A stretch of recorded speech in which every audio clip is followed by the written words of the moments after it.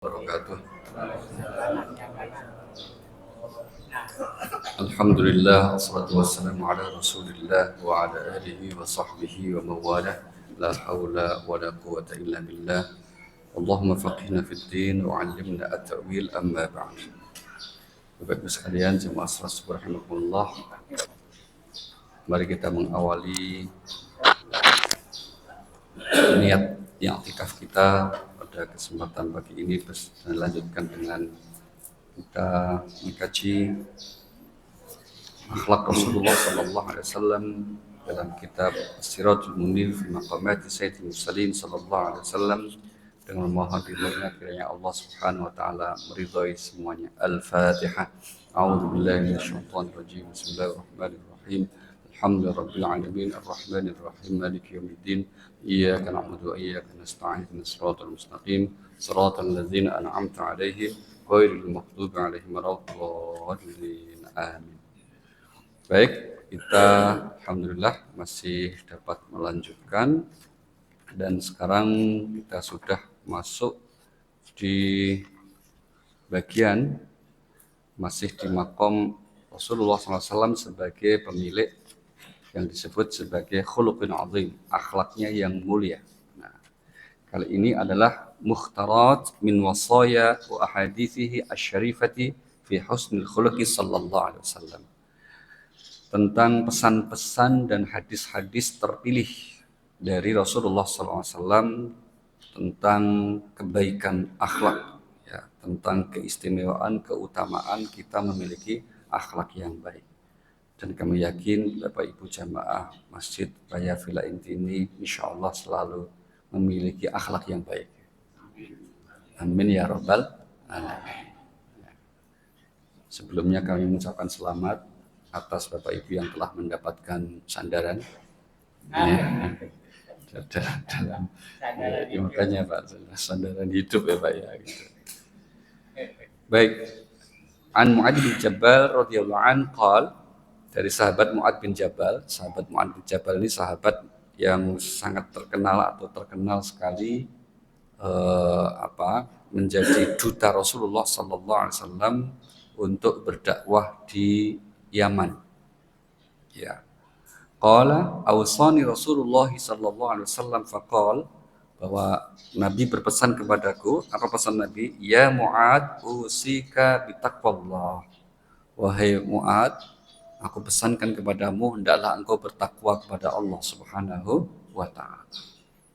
Dan pesan ini juga sebetulnya penguatan dari pesan ataupun wasiat yang ada di Al-Qur'an Karim.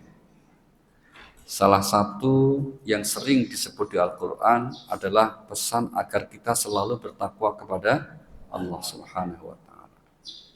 Apa yang dimaksud pesan takwa? Kita sering mendengar para khotib kita mengatakan pesan takwa itu ikhtiar untuk melaksanakan segala perintah Allah dan menjauhi larangannya.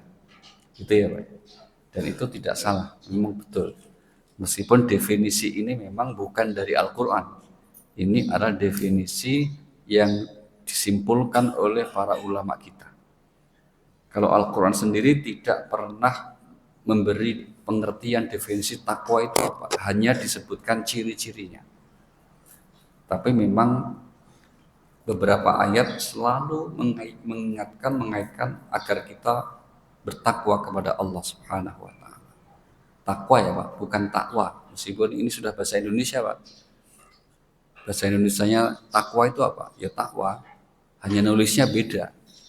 Kalau nulisnya pakai huruf Q itu bahasa Arab, tapi kalau huruf K itu bahasa Indonesia. Kenapa? Ya karena bahasa Indonesia tidak punya padanan katanya Pak. Ambil aja gitu, nggak apa-apa, nggak usah malu gitu. Cuma ngambil kata ini. Sama kita nggak punya padanan kata majelis, ya udah diambil majelis itu ya dari bahasa Arab. Kursi bahasa Arab. Apalagi Pak, sabun bahasa Arab tuh Pak. Banyak sekali kata-kata dalam bahasa Arab termasuk di bahasa Al-Quran yang kemudian kita ambil dalam bahasa Indonesia. Seperti kata takwa ini, kita ambil jadi kata takwa. Cuma kalau takwa bisa salah, takwa takut istri tua, bisa parah gitu ya. Mari kita lihat beberapa contoh ayat di mana Allah berpesan agar kita bertakwa kepada Allah Subhanahu wa taala. Yang pertama kita lihat di surah yang kedua, surah ketiga, surah Ali Imran ayat 102, di mana Allah berpesan, ya ayyuhalladzina amanu taqullaha haqqa tuqatih wa la tamutunna illa wa antum muslimun. Wahai orang-orang yang beriman, bertakwalah kepada Allah sebenar-benar takwa kepadanya, dan janganlah kamu mati kecuali dalam keadaan muslim. Wahai orang beriman, bertakwalah dengan sebenar-benarnya takwa. Haqqa tuqatih. Apa yang dimaksud dengan sebenar-benarnya takwa? Ya semaksimal yang bisa kita bisa. Jadi jangan sampai orang itu misalnya apa, setengah-setengah, kadang bertakwa kadang enggak. Jangan. Bahwa iman kita naik turun itu ya biasa Pak, tapi jangan sampai kemudian kita yang sudah dianugerahi kemampuan bertakwa, yaitu melaksanakan perintah menjauhi larangan itu, terus kemudian separuh-separuh dalam ketakwaan kita. Memang ada hal yang unik ketika di ayat yang lain Allah itu memerintahkan takwa itu sebatas kemampuan. Mari kita lihat misalnya firman Allah di surah 64 ayatnya yang ke-16. Itu Allah berfirman, fattaqullaha mastata'tum wasma'u ati'u wa anfiqu khairan li anfusikum. Maka bertakwalah kamu kepada Allah menurut kesanggupanmu, dan dengarlah serta taatlah, dan infakkanlah harta yang baik untuk dirimu, dan barang siapa dijaga dirinya dari kekikiran, mereka itulah orang-orang yang beruntung. Apa mungkin ada ayat yang saling kontradiksi, bertentangan? Di ayat sebelumnya tadi Allah pesan agar kita bertakwa sebenar-benarnya takwa, semaksimal mungkin. Tapi kok di ayat barusan disebut bertakwalah sesuai dengan kesanggupanmu.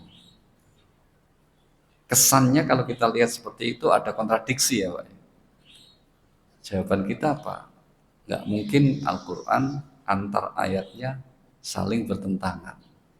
Itu sudah jaminan Allah.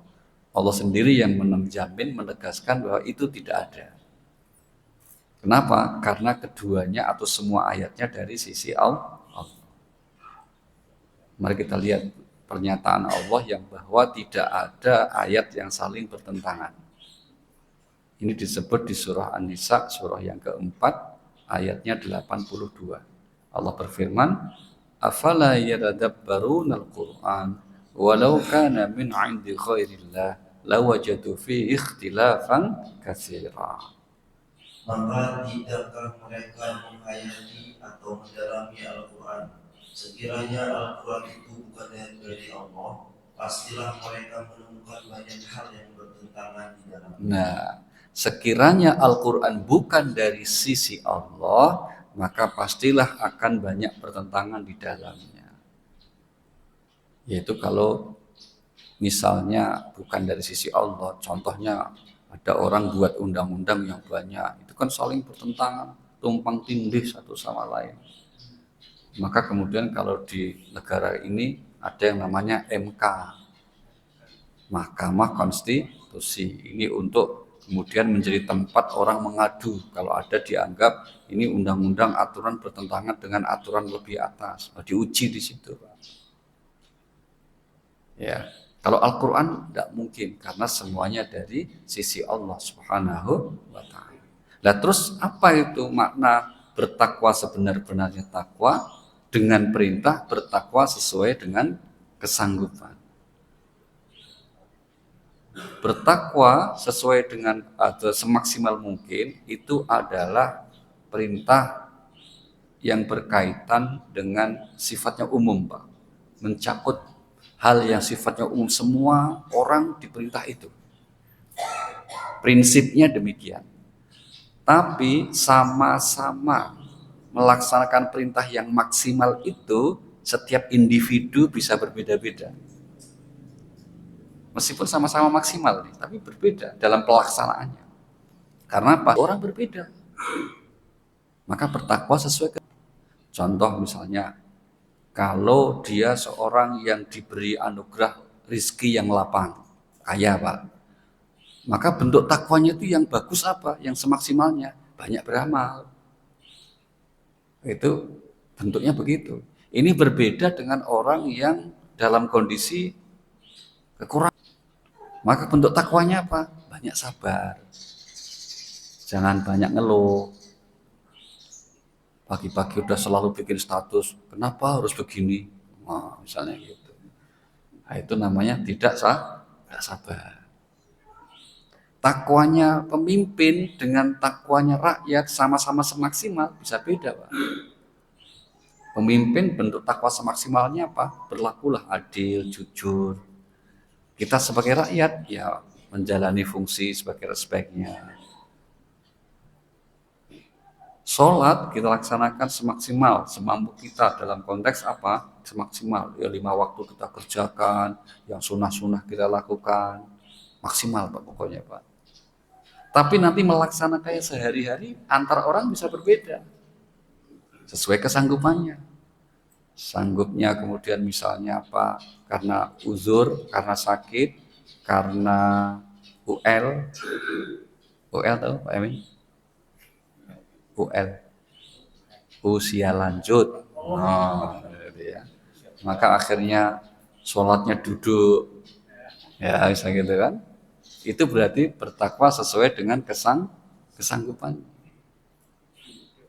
Iya kan sekarang banyak kan sholat duduk, tidak apa. Malah sekarang ada kursi khusus sholat Pak. Kursi sholat itu ada dudukannya, di depan ada mejanya ini. Jadi kalau sujud itu dahinya menyentuh kena meja. Ya, supaya merasakan sensasi orang sujud.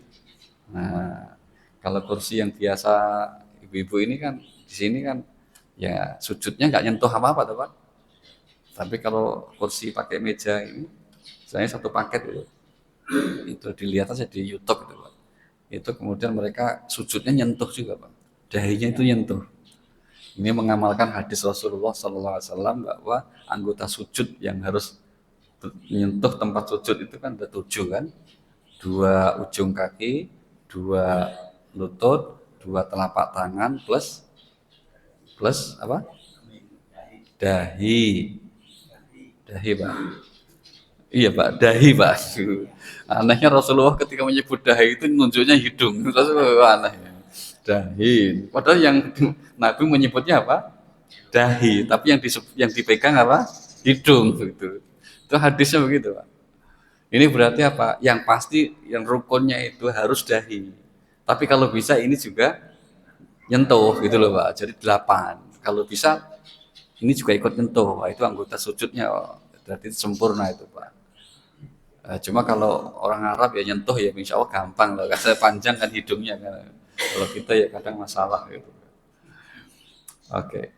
Itu ya. Jadi wasiat takwa kepada Allah Subhanahu wa taala dari Allah Subhanahu kepada kita itu poinnya 2 tadi. Jadi sekali lagi tidak ada bertentangan. Kemudian wasiat Nabi kepada Mu'adz bin Jabal radhiyallahu anhu yang kedua apa? Wasidqil hadis. Bicaralah yang jujur. Ucapkanlah perkataan yang jujur. Pesan yang kedua. Wasidqil hadis.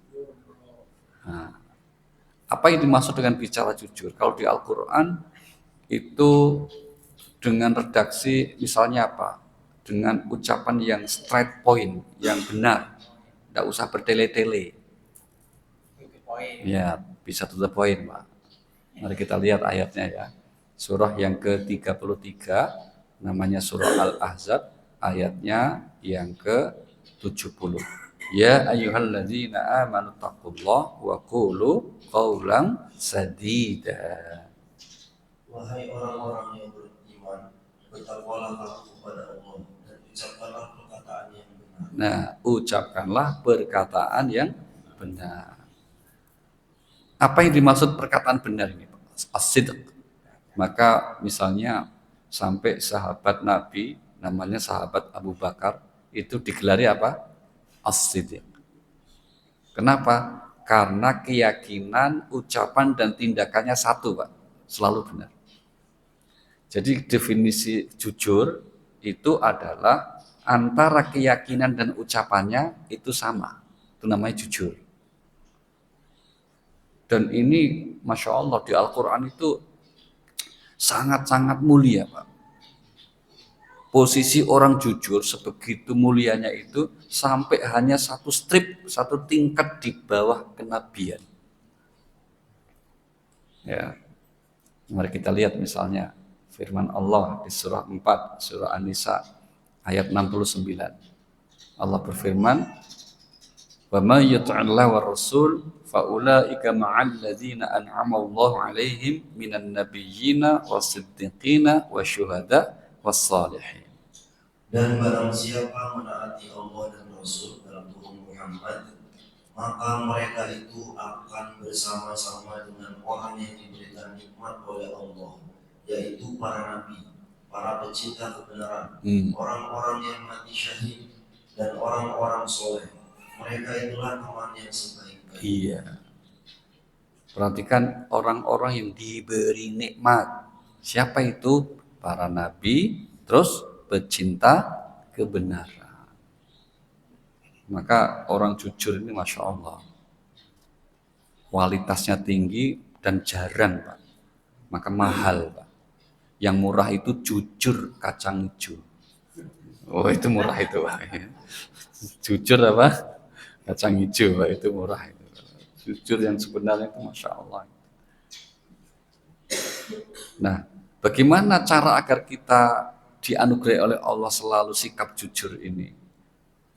Al-Quran diantaranya memberi pesan untuk kita jujur, hendaklah kita ngumpulnya, barengnya, gabungnya, bertemannya dengan selalu orang yang jujur.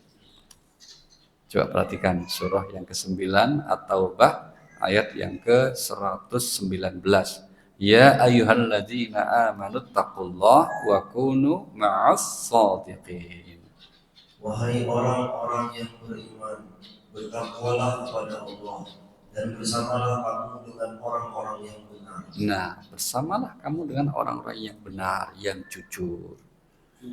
Maka kalau kita gaulnya, bestinya, orang sekarang itu bestinya, teman akrabnya orang yang jujur, benar, maka insya Allah kita gampang juga ketularan jadi jujur, benar. Insya Allah. Apa tidak boleh bohong? Itu pertanyaan. Pada dasarnya tidak boleh, pada prinsipnya. Tapi pada keadaan momen tertentu itu boleh bohong, diizinkan bohong. Rasulullah Shallallahu Alaihi Wasallam itu memberi contoh dalam kasus bolehnya kita berbohong. Misalnya apa? Misalnya Bapak. Pertama, bohong dalam rangka menyelamatkan orang dari kezaliman.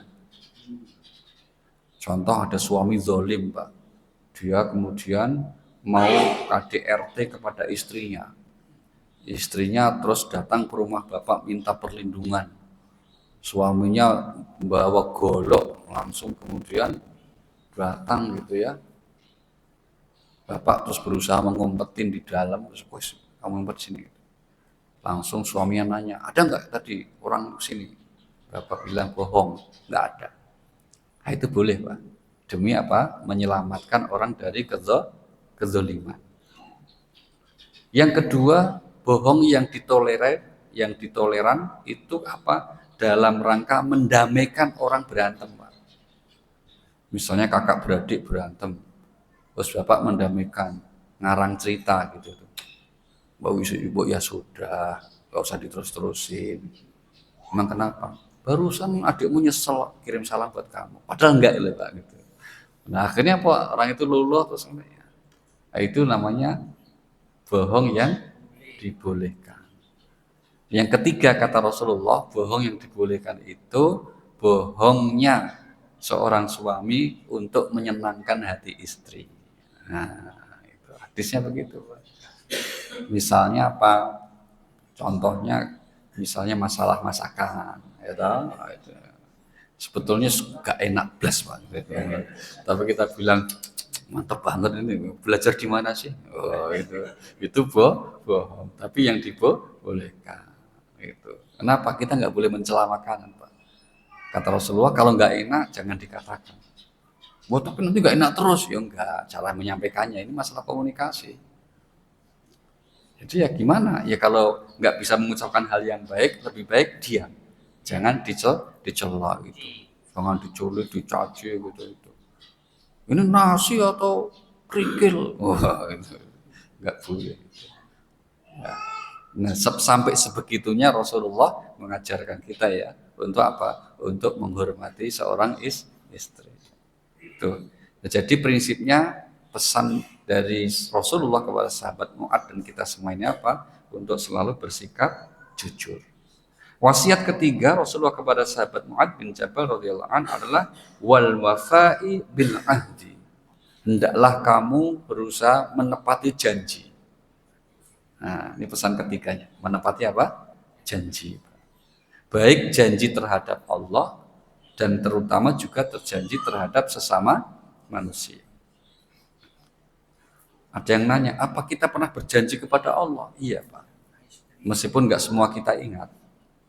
Bahkan ya kita nggak ingat memang. Tapi Allah menginformasikan kita semua yang lahir di dunia ini pernah bikin perjanjian dengan Allah. Mari kita lihat ayatnya. Surah yang ke-7, surah Al-A'raf, ayat 172.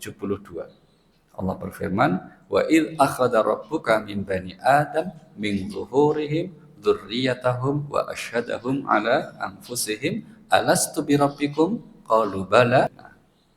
Dan ingatlah ketika Tuhanmu mengeluarkan dari sulbi atau tulang belakang anak cucu Adam keturunan mereka, dan Allah mengambil kesaksian terhadap ruh mereka.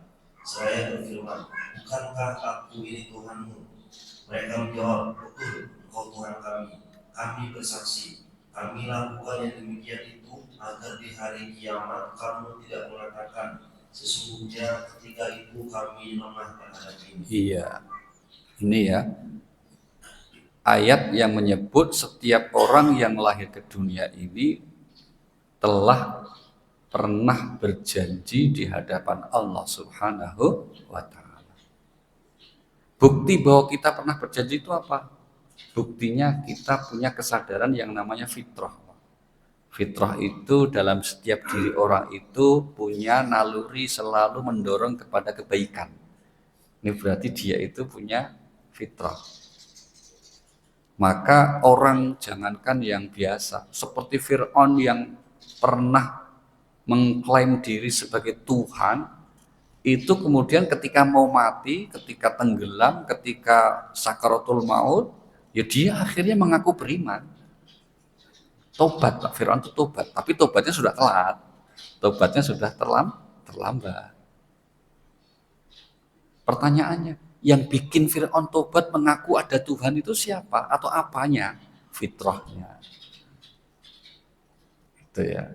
Mari kita lihat episode tobatnya Fir'aun di surah 10, namanya surah Yunus, ayat yang ke-90.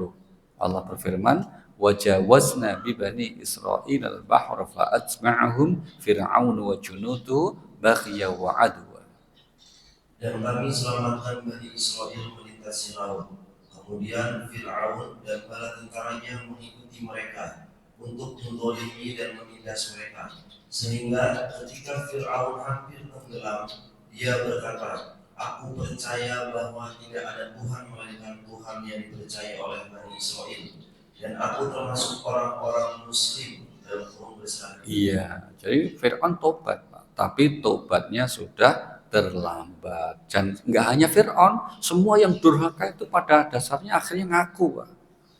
Ngaku bahwa Allah memang benar Tuhan. Gitu. Tapi pengakuannya sudah telat. Nggak diterima, pengakuan di sana tuh nggak terima. Itulah nanti ada banyak ayat yang menginformasikan kenapa mereka yang mati-mati itu, yang durhaka-durhaka itu, mereka pingin dihidupkan kembali di dunia ini. Gitu. Untuk supaya kemudian bisa seperti Bapak Ibu jamaah ke masjid rajin gitu. Karena dulu apa? Dulu tidak seperti itu. Maka betapa beruntungnya kita semuanya ini diberikan anugerah Allah berupa apa? Kemampuan, kekuatan untuk selalu taat kepada Allah. Alhamdulillah. Dan insya Allah nanti nggak terlalu menyesal lah. Kenapa? Insya Allah kita masuk surga. Amin ya robbal alamin. Iya. Kalau yang bukan seperti ini nanti masuk surga, isinya surga itu siapa ya Pak? Iya kan? Insya Allah. Insya Allah. Dan karena kita tidak termasuk yang kaya raya, jadi ya hisapnya cepat Pak. Yang lama itu kan yang kaya-kaya itu Pak. Hisapnya lama itu Pak. Diperiksa dari mana ini rezekimu, untuk apa kamu gunakan, gitu kan. Kalau yang model kita umumnya kan mau dihisap apanya, gini-gini aja gitu kan. Jangan-jangan malaikat yang menghisap malah kasihan tuh, kamu nggak punya ya? Lah iya, malah kasihan gitu loh Pak. Belum mana? Barangmu mana? Nggak ada. Alas ya sudah. Ya udah sana masuk surga. Iya, iya. Maka kadang-kadang Rasulullah kenapa menghibur orang yang tidak kaya itu dengan katakan apa? Kalau kamu istiqomah itu nanti masuk surga sudah 500 tahun itu baru yang kaya yang baik itu nyusul. Jadi yang miskin sudah tidak menikmati surga selama berapa? 500 tahun jaraknya itu loh Pak. Di surga itu. Baru yang kaya itu pun catatannya yang kaya yang baik. Kalau kayanya nggak baik malah sombong kan ya harus dihukum dulu kan. Maka kita itu kalau nggak punya banyak tabungan rezeki nggak usah kecil hati Pak. Berarti apa? Insya Allah surga duluan. Gitu. Tapi berangkatnya nggak usah duluan, gitu ya. Berangkatnya ya sesuai jadwalnya masing-masing. Gitu. Itu ya. Itu tentang apa tadi? Tentang ini janji. Sehingga salah satunya janji pertama terhadap Allah ya. Salah satu ayat mengabarkan, menginformasikan orang yang kelak akan dijamin Allah dengan surga itu, bahkan surga bersama keluarga. Itu siapa? Mereka yang memenuhi janjinya terhadap Allah. Berupa keimanan ini. Kita lihat ayatnya, surah 13 ayatnya yang ke-21. Alladzina yanquduna ahdallahi min ba'di mitsaqih. Surah Ar-Ra'd ayat yang ke-21. Dan orang-orang yang menghubungkan apa yang diperintahkan Allah agar dihubungkan, dan mereka takut kepada Tuhannya dan takut kepada hisab yang buruk. Iya, 20-nya naiknya 20 dulu. Yaitu orang yang memenuhi janji Allah dan tidak melanggar perjanjian. Yang memenuhi janji Allah dan tidak melanggar perjanjian. Janji yang kedua itu janji terhadap sesama, Pak. Dan kita semua juga terikat perjanjian dengan sesama itu, yaitu apa? Dalam pernikahan. Maka pernikahan itu disebutnya dengan istilah mitsaqan ghalidha. Perjanjian yang sangat kokoh, sangat kuat. Itu perjanjian pernikahan dan istri. Maka kenapa disebut kokoh? Paling tidak ada dua alasan, Pak. Pertama, pernikahan itu menurut Islam nggak hanya berlaku di dunia, tapi sampai kelak nanti di akhirat. Insya Allah. Mau nggak Pak Yamin sama istri dia surga Pak? Loh, nggak jawab Pak, nggak tahu itu. Nggak jawab. Tanya suami itu, mau nggak Pak sama istri di surga? Diem aja gitu. Malah agak sedih gitu loh Pak, kira-kira gitu. Nggak tahu kenapa alasannya gitu. Mau nggak ketemu istri di surga? Malah sedih gitu. Pernah ada yang aku jujur Pak, saya tanya, kenapa sih Pak? Kok sedih banget itu? Jawabannya Pak, ya Allah Pak, di dunia udah menderita. So, sampai di akhirat juga masih menderita ketemu istri gitu. Terus nasibmu Pak gitu. Gitu ya, ya sudah berubah. Nanti kalau sudah di surga itu istri sudah berubah, nggak seperti di dunia yang agak sedikit cerewet itu di dunia, di surga nggak cerewet lagi Pak, anteng lah gitu ya. Nah, itu ya, sehingga kemudian itu yang disebut alasan keduanya Pak, banyak tali dalam pernikahan yang mengikat orang nikah itu. Ikatannya banyak, ada namanya yang disebut dengan mawaddah, rahmah, muhabbah, amanah, itu tali-tali perjanjian dalam pernikahan. Maka kalau ada masalah sedikit dalam pernikahan, jangan buru-buru ambil formulir, gitu, Pak, gitu ya. Jangan buru-buru ambil formulir, sedikit langsung cerai, nggak boleh gitu ya. Ada kawan itu, Pak, baru nikah baru 3 tahun loh, Pak. Itu suaminya itu udah biyeng itu, bongkar-bongkar barang, lemari berangkas itu. Istrinya nanya, ngapain mas? Nggak apa-apa. Ngapain, nyari apa? Tak cariin gitu. Nyari buku nikah. Lu buat apa itu? Pengen lihat masa berlakunya sampai kapan gitu. Ya Allah, innalillahi wa inna ilaihi raji'un. Masa buku nikah ada masa berlaku, separah itu. Nah ada ya. Baik. Pesan Rasulullah kepada sahabat Mu'adz bin Jabal yaitu apa? Yang disebut dalam hadis wa adail amanah, menunaikan amanah, melaksanakan amanah. Nah kita tahu setiap orang juga memiliki amanah, apalagi manusia juga Allah. Mari kita lihat ayatnya, surah yang ke-33 ayat 72. Allah berfirman, a'udzubillahi minasyaitonir rajim, inna 'aradna al-amanata 'ala as-samawati wal ardi wal jibal fa abaina an yahmilnaha wa ashfaqna minha wa hamalaha al-insan.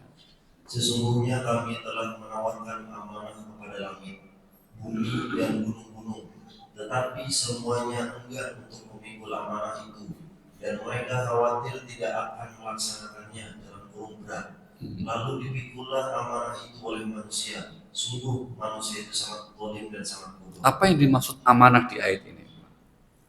Kalau dari segi bahasa, amanah itu kan titipan lah. Sesuatu yang dipercayakan, itu namanya amanah. Yang dipercayakan dari orang atau pihak lain kepada seorang atau kepada pihak lain. Itu amanah. Nah Allah sebagai Khalik pencipta kita memberi amanah kepada makhluk manusia ini berupa apa? Berupa taklif. Taklif artinya kemampuan untuk memilih. Mau iman atau tidak iman, mau taat atau durhaka, itu manusia punya. Kalau malaikat nggak punya, Pak. Malaikat itu semuanya taat kepada Allah. Kalau manusia ada yang taat, ada yang ingkar. Itu manusia. Nah, itu kemampuan milih itulah yang disebut sebagai amanah. Cuma sayangnya kebanyakan manusia justru tidak menjaga amanah itu. Buktinya apa? Buktinya memilih hal yang merugikan dirinya sendiri. Maka disebut zalim. Ayat tadi katakan innahu kana zaluman jahula. Sungguh kebanyakan manusia itu zalim. Zalim kenapa? Karena milih hal-hal yang negatif, yang merugikan dirinya sendiri. Sambil contoh misalnya, orang yang namanya beriman, orang taat, itu kan dari dulu Pak, dari dulu ya, sampai hari ini bahkan sampai kiamat, selalu jumlahnya itu sedikit Pak. Maka selalu ayat mengingatkan, walakinna aktsaran nasi la ya'lamun. Kebanyakan manusia mereka tidak tahu. Qalilan ma tashkurun, sedikit sekali yang bersyukur. Maka kita semua ini yang ahli masjid atau OM orang masjid itu termasuk kelompok minoritas, Pak. Minoritas di hadapan apa? Seluruh manusia. Ya kan? Nggak usah jauh-jauh lah, Pak. Ini blok kita yang di sini nih warga muslimnya berapa? Jumlah kakaknya, Pak. Blok kita RT 8 RW 19. Jumlah muslimnya kakaknya berapa ya, Bang? Ya? Berapa, Wahid? 600, 700 kan. Itu muslim ya, Pak ya? Mayoritas kan? Kakak gitu loh. Yang ke masjid berapa orang, Pak? Ya kan? Berapa? Yang ke masjid istilahnya. Belum yang rajin ke masjid. Nah, gitu kan, itu ya, Pak. Lain lagi kan, Pak. Tambah dikit, Pak. Maka Bapak Ibu yang rajin itu termasuk minoritas, golongan apa? Elit, Pak. Elit itu sedikit maksudnya, bukan elit ekonomi sulit, bukan gitu ya. Golongan sedikit, Pak. Udah. Maka alhamdulillah diberi Allah termasuk golongan sedikit ini. Dari dulu gitu, yang ikut Nabi sedikit jumlahnya, Pak. Maka kita bersyukur sekali. Kalau dilihat struktur universal sama tambah dikit juga. Jumlah manusia sekarang 8 miliar. Yang muslim dengan berbagai macam karakter kelompok itu belum sampai 2 miliar. Berarti kan belum sampai 25%. Gitu. Maka rata-rata itu Pak, rata-rata itu ya, golongan yang taat itu antara 20-30%. 20-30%. Maka betul tadi Pak Wahid, kalau jumlah kakak kita ini 600 kurang lebihnya ya, makanya ke masjid ya kurang lebih ya 60-70 itu yang sehari-harinya ya, tapi nanti yang kira-kira agak pas Jumatan hari besar ya 200 gitu. Itu sama mau di kapan pun begitu Pak. Mau dicari di mana. Maka ya insya Allah ya ini masjid kita udah besar ya, nggak usah dilebar-lebarin kemana-mana Pak. Kenapa? Karena ya belum terlalu mendesak. Oh kan nggak muat ya Pak, nggak muat untuk apa? Sholat id, alah sholat id nggak usah dipatokan gitu. Kalau masjid ini sudah nggak muat untuk sholat subuh, nah itu baru Pak. Nah, itu harus direnovasi itu. Kenapa? Nggak muat Pak, jamaah subuhnya nggak muat. Keren itu Pak. Terus selama masih muat itu ya paling-paling ya jamaahnya kan pemain-pemain tetap kayak gini kan. Ya, alhamdulillah. Habis jamaah terus ngobrol di luar sambil ngopi-ngopi itu alhamdulillah. Oh iya nggak apa-apa Pak. Oh itu juga nikmat juga. Sesama yang suka tidur jangan menyalahkan Pak. Gitu. Iya, baik ya. Jadi menunaikan apa? Amanah dan menghindari khianat. Wa tarkil khianat. Ini adalah pesan dari Rasulullah SAW kepada sahabat Mu'adz bin Jabal yang secara umum apa berkaitan dengan pentingnya kita selalu menjaga akhlak yang mulia, memiliki sikap yang baik, dan kalau itu maka insya Allah kita akan menjadi hamba yang diridhoi oleh Allah Subhanahu wa Ta'ala. Semoga kita bisa istiqomah bukan hanya ibadah kita kepada Allah, tapi juga yang terpenting apa? Dalam hubungan sosial kita sehari-hari, kita memiliki akhlak yang mulia, memiliki karakter yang baik, sehingga membawa manfaat dalam kehidupan ini. Karena sebaik-baik orang yang bermanfaat untuk orang lain. Amin ya Rabbal Alamin. Al-Fatihah. A'udzubillahi minasyaitonir rajim. Bismillahirrahmanirrahim. Alhamdulillahirabbil alamin arrahmanir rahim maliki yaumiddin. Iyyaka na'budu wa iyyaka nasta'in. Shiratal mustaqim. Shiratal ladzina an'amta 'alaihim ghairil maghdubi 'alaihim waladdallin. Amin. Amin amin ya rabbal alamin. Terima kasih dan mohon maaf. Subhanallah wa bihamdika asyhadu an la ilaha illa anta astaghfiruka wa atubu ilaik. Wassalamualaikum warahmatullahi wabarakatuh.